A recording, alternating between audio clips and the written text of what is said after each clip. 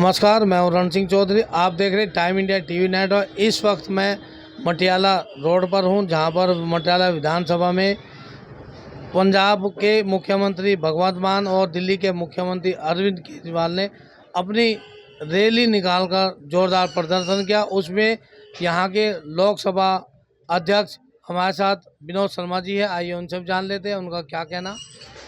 नमस्कार सर। आज road show था सर, जैसे कि आपने देखा भगवंत मान जी और केजरीवाल जी और हमारे जो विधायक हैं गुलाब सिंह जी और महाबल मिश्रा जी जो उम्मीदवार हैं लोकसभा प्रत्याशी हैं पश्चिमी दिल्ली से, वो सभी उपस्थित रहे। और आपने देखा होगा कि बहुत भारी भीड़ मटियाला रोड के ऊपर थी, एक कदम रखने की जगह भी नहीं थी। और ये इस बात का संकेत है कि 25 मई बीजेपी गई। तो ये बड़ा क्लियर सा एक मैसेज है जो जनता के बीच में है।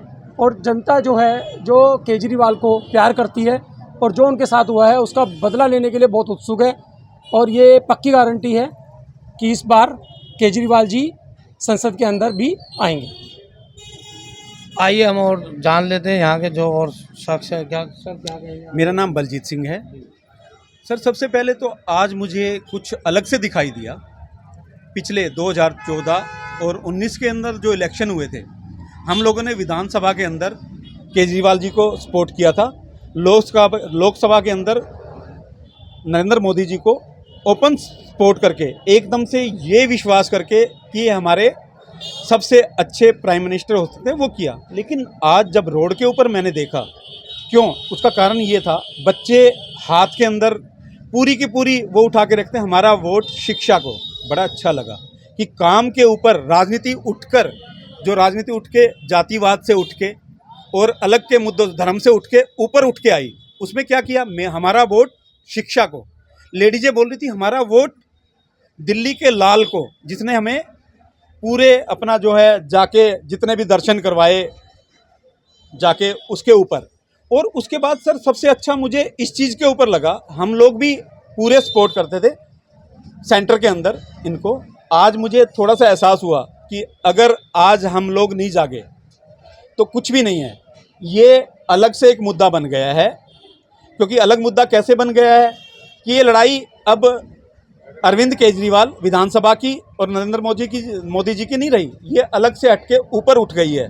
उसके अंदर ये है कि अगर आज भी हम लोग नहीं जाते, हमारा वोट जो है ऐसे बंदे को होना चाहिए जो शिक्षा, स्वास्थ्य और उसके बाद जो हर शिक्षा स्वास्थ्य के ऊपर और जो ज़रूरतमंद बंदों को हर चीज़ें अपना मतलब दे रहा है, उसके ऊपर जाके हमें वोट करना चाहिए।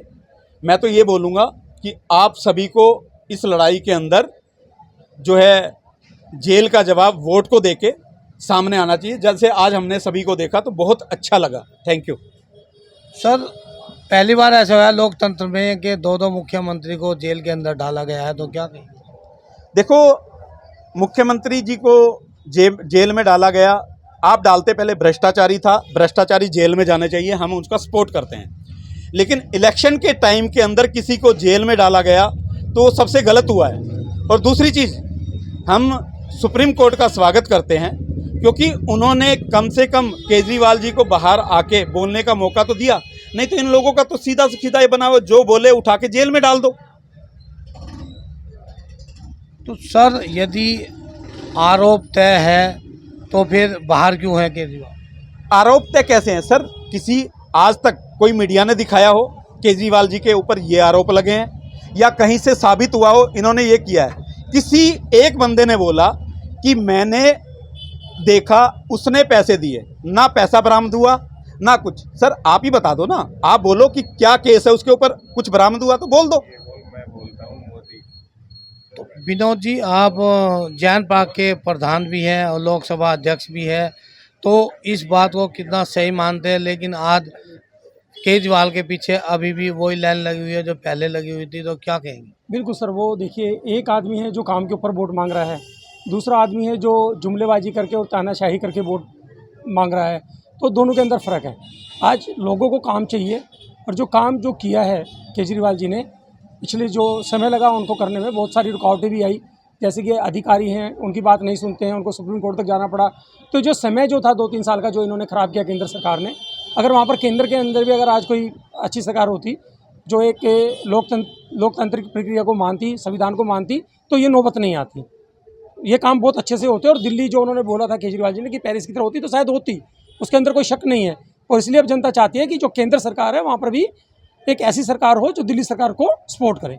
अब दिल्ली के मुख्यमंत्री छुटकर आ गए और आम आदमी पार्टी के कार्यकर्ता सभी कह रहे कि हमारा तूफानी शेर आ चुका, क्या कहें? बिल्कुल सर, जो हमारे संरक्षक हैं, जो हमारे नेता हैं, असल में जिनको जनता अपना नेता मानती है, बुजुर्ग अपना बेटा मानते हैं, तो वो आ चुके हैं और लोगों का एक जुड़ाव है उनके साथ में, एक लगाव है, उसको कोई तोड़ नहीं सकता, चाहे वो जेल चले जाए, चाहे कोई उनके साथ कुछ भी कर ले। लेकिन वो जो एक कनेक्शन है जनता के साथ में केजरीवाल जी का, वो कभी टूटेगा नहीं। तो सर अभी केजरीवाल ने ऐलान किया था कि हम 18+ महिलाओं को 1-1 हज़ार रुपये हर महीना देंगे, तो क्या उस पर महिला वोट देगी? बिल्कुल देंगे सर, क्योंकि विश्वास है उनको। उन्होंने बोला था कि हम मुफ्त में बस यात्रा कराएंगे, उन्होंने बिल्कुल करवाई। उससे पहले उन्होंने बोला था कि 20 यूनिट जो पानी है वो फ्री होगा, वो बिल्कुल उन्होंने फ्री दिया। 200 यूनिट उन्होंने बोला था बिजली के लिए, वो फ्री है। मोहल्ला क्लिनिक का उन्होंने बोला, मोहल्ला क्लिनिक में था। दवाइयाँ आज आप देख लो हॉस्पिटल के अंदर फ्री मिलती हैं। तो ये सारी चीज़ें जो केजरीवाल जी ने बोला, स्कूल के अंदर जो शिक्षा है वो आप देख लीजिए उसमें कितना फ़र्क पड़ा है। स्मार्ट क्लासेस भी हैं और बच्चों को एक टैलेंट जो है उसके लिए अलग से वोकेशनल कोर्सेज हैं। मतलब हर चीज़ के अंदर उन्होंने जो बोला था वो कर रहे हैं उसके अंदर। हाँ, कुछ रुकावटें थी जो मैंने अभी बताया भी आपको। अगर वो सब चीज़ें रुकावटें हट जाएंगी तो ये काम बहुत जल्दी से होगा।